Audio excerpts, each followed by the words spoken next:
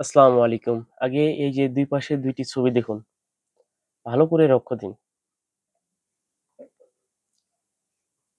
আপনারা দেখতে পারলেন যে আওয়ামী লীগ আমলে কিন্তু এরকম হতো যে মসজিদের ভিতর শেখ মুজিব তারপর অন্যান্য নেতাদের ছবি ঝুলিয়ে সেখানে তারা মিলাদ মাহফিল করত, সমাবেশ করত।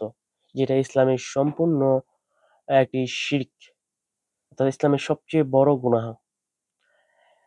এখন বিএনপি ক্ষমতা না আসতেই কিন্তু ছবিটি দেখতে পাচ্ছেন যে জিয়াউর রহমান ও খালেদা জিয়ার ছবি টাঙিয়ে সমাবেশ, মিলাদ মাহফিল কিংবা মিটিং করছে আজকের বিএনপি। একটি কথা রয়েছে, যখন আপনি শাসক তখন আপনি স্বৈরাচার। যখন আপনি এই যে জুলুমের অত্যাচার নাকি এরকম কিছু একটা কথা রয়েছে যে যখন আপনি নিপীড়িত নির্যাতিত তখন আপনি আল্লাহ ভীরু।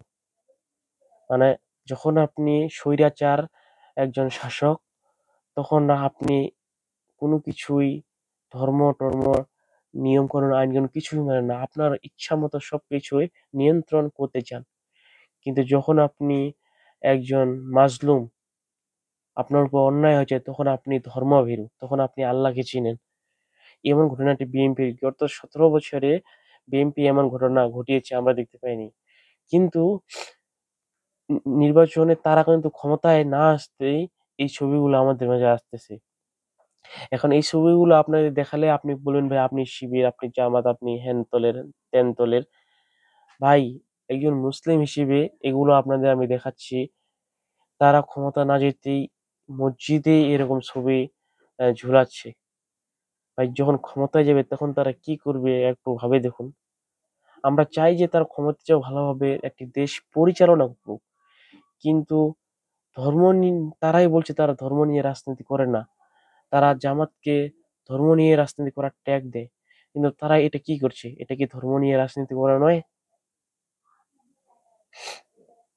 আপনাদের মতামত ভাই কমেন্টে জানাবেন যে তারা ক্ষমতায় গেলে কি করতে পারে? আপনার এলাকায় বর্তমান আপনার বিএনপি নেতাকর্মীরা কিরকম কর্মকাণ্ডের সাথে জড়িত?